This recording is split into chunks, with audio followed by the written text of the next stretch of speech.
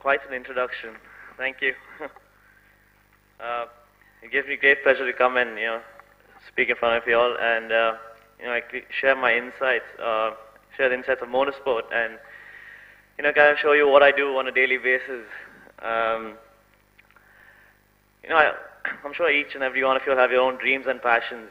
I was lucky enough to find mine at a very young age. But if you still I've been racing competitively for 9 years now, but if you still put me in front of a car, any kind, or even a little go-kart, I go back to being a little 12-year-old kid with a huge smile on my face. I just want to jump in that car and drive the pants off it.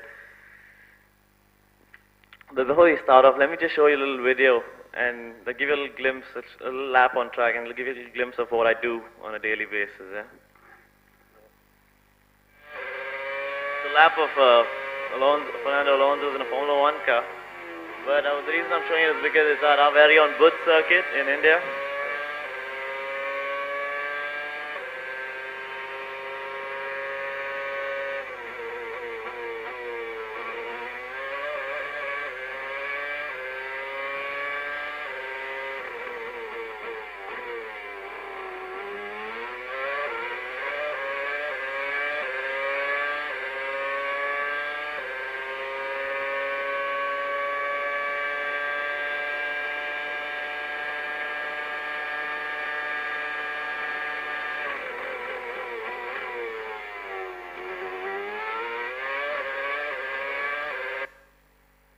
Yeah, I'd stop it halfway through because I just want to talk you through the first half, because to me when I looked at it, it was very different to the second half of the lap.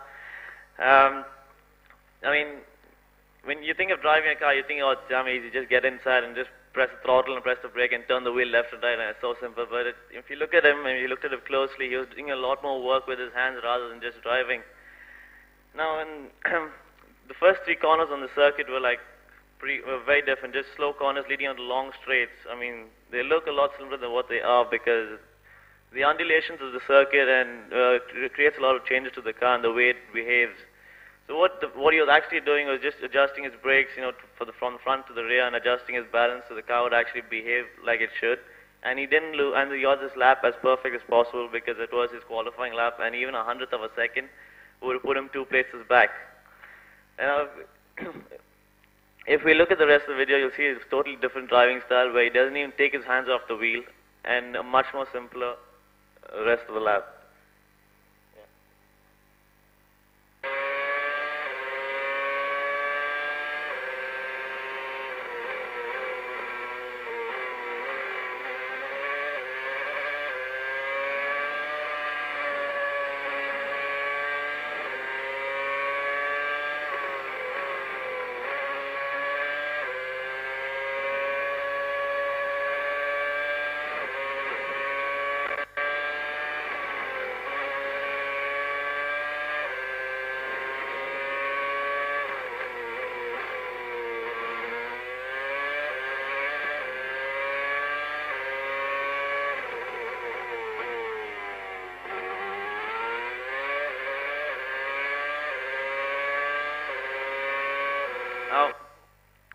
Like I said, he was very comfortable after that, didn't have any problems, didn't have to take his hands off the wheel, because it just shows that the engine of this car and the way this car is set up is that it handles a lot better in faster corners.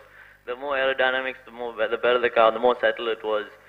But what the tough part about this is to try and judge the amount of speed you carry, and when you're carrying about 245, 250 kilometers through a corner, there's a lot of stresses that are being put onto your body, and yeah, like I said, you're going through about 4 to 5 Gs, and this happens in every second, in every corner.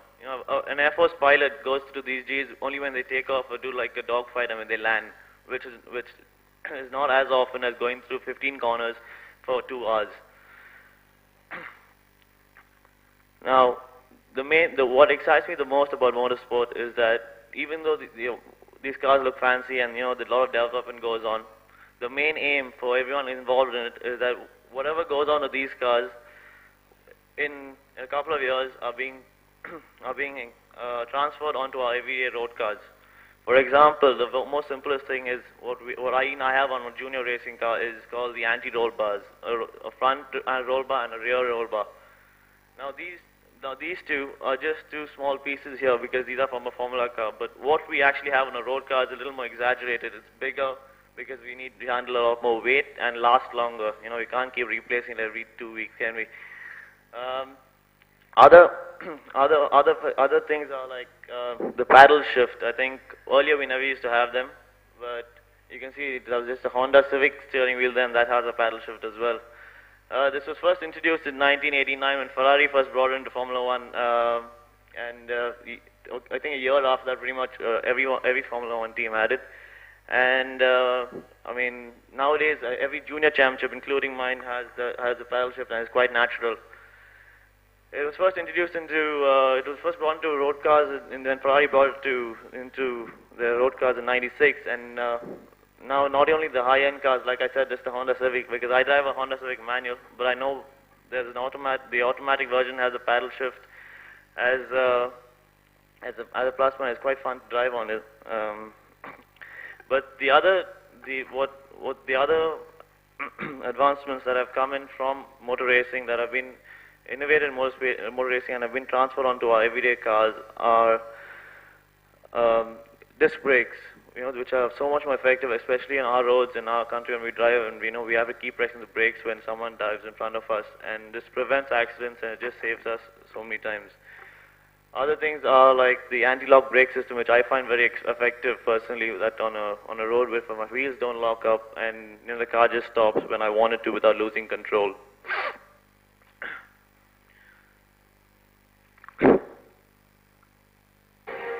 Small simple thing I think I found on the web, which I'll show you with McLaren, where they see a Formula car evolve into a road car, and that's basically what we do, and what we strive on is to work on racing cars and then finally evolve them onto everyday road cars, and it's quite exciting actually. Now everyone thinks that racing is a very dangerous sport, and you know, if that's the only question I ask is how are you doing something that is so dangerous? I agree. Motorsport was dangerous, but it's not as dangerous as it used to be. I mean, in the 60s and the 70s, there was a fatality every 10 accidents, and it was quite bad. But nowadays, but today, there's one fatality in every 300 accidents in motorsport worldwide. That's quite an achievement, I think, that they've come to. But obviously, our target is to get to zero, and hopefully soon that will be achievable. Now, in Formula One, the fatality has actually not happened since 1994. Unfortunately, it was a dark weekend at the San Marino Grand Prix in Imola when my personal idol and my favorite driver of all times is Ayrton Senna was succumbed to injuries there. But what that weekend did, it changed the whole face of motorsport, and not only in motorsport, on road safety as well, because the Federation of International the Automobile Association made sure that safety became the #1 priority, and it changed the face of everything. For example, a track to be homologated everything was scrutinized to little nuts and bolts that were bolted into the barriers. The track surface, the track width, you know, the surroundings, the way the runoff areas, and even the details of where the way the tire barriers were mounted on.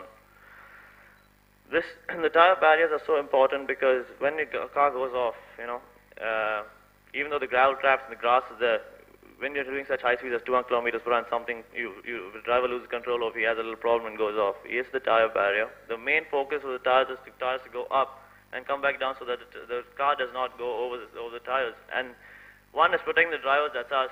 But the other priority is to protect the spectators who come and watch us, you know, entertain you.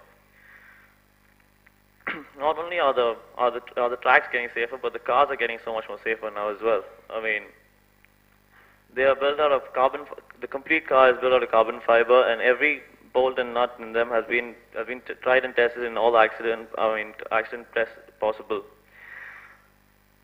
Compared to what they used to be in the old days when they're just aluminum plates with 1,000 horsepower engines, which was, I think, completely ludicrous.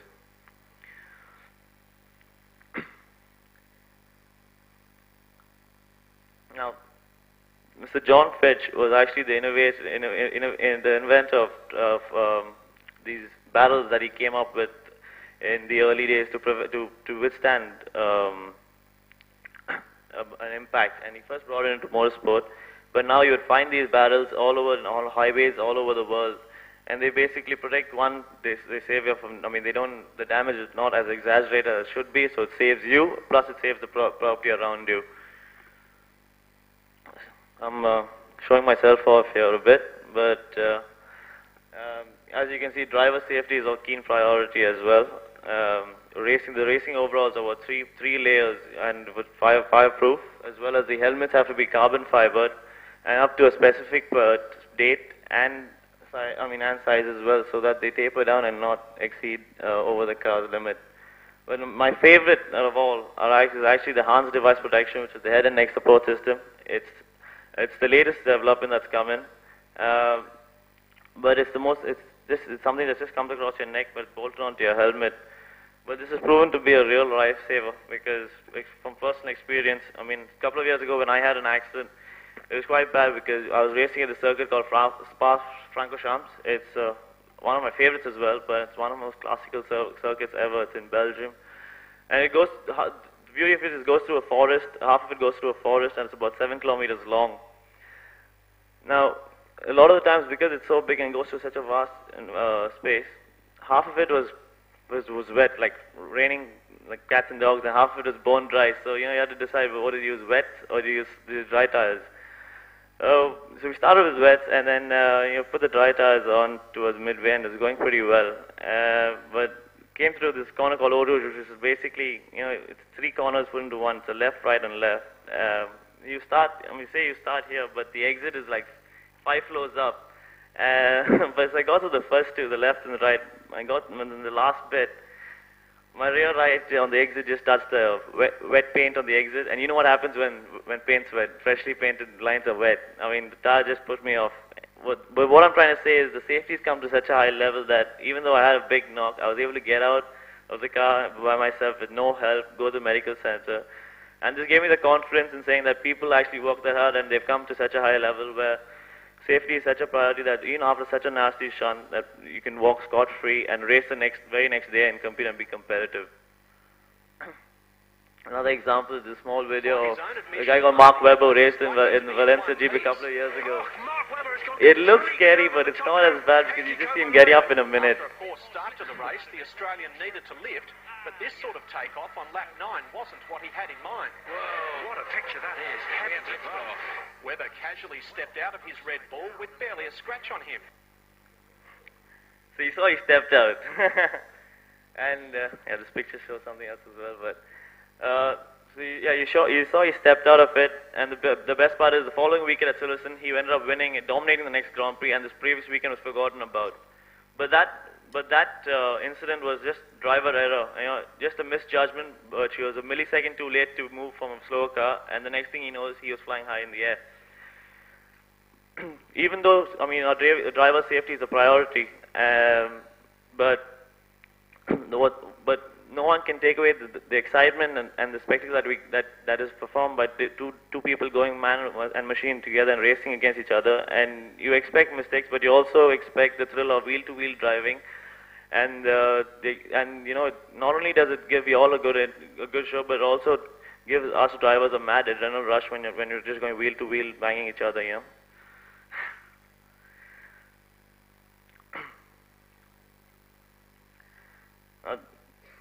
There's been research and there have actually been advancements of, even though the racing driver is known to be very important for a racing team, there have been advancements and developments for people who've made driverless race cars, who've tried to develop driverless race cars, and they've actually come out with a few things. But imagine 2 cars just racing with each other with no real drivers in them. Who would you support or what would you do? Honestly, I find it quite boring when you think of that. But because as a driver, I'm telling you, when I'm racing with someone else, I know my strengths, I know my weaknesses. I know where I can attack on someone, or someone's behind me, I know where I have to defend myself. So that thrill, like I mentioned earlier, of the wheel-to-wheel racing and that thrill of, planning your strategy with your engineer and working with your team, only a driver can provide. Because if it wasn't for that, it would look like this. You can see how jubilant he is after winning, and the emotions are flying high. But if it was just machines racing there, I mean, they don't know what they've achieved or what they failed at.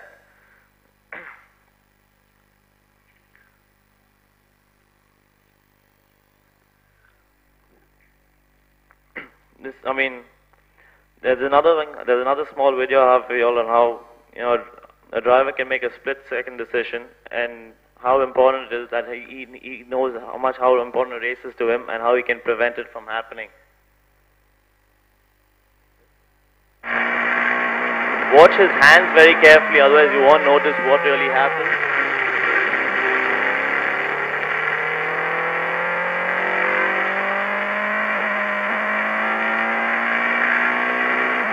Did you see how he removed the steering wheel and then puts it back on? Since steering wheels are so advanced right now in this time because of the paddle shifts and the hand clutches and the things like that, they have a mind of their own.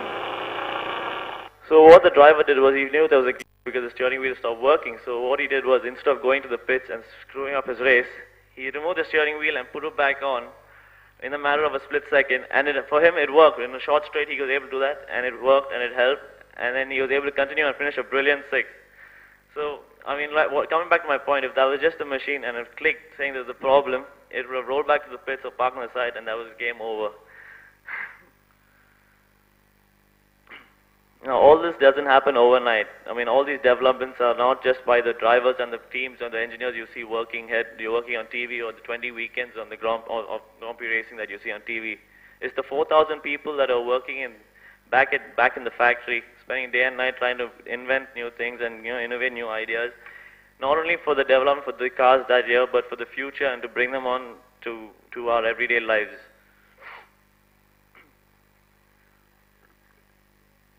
What I'm trying to say is that there's always a relationship involved, whether it's between two human beings and between a man and a machine. And for example, it's only when, for example, as a driver, it's my most important relationship has to be with my engineer. And if I don't have the right engineer with me, or if I don't have the right relationship, we cannot make the machine work. So this is where the innovation, safety, and the race driver instinct come together and deliver the spectacle that is motorsport. When a team works together to achieve the one goal, that is to win and to develop the future, so that we have a better place to drive on our roads. Thank you.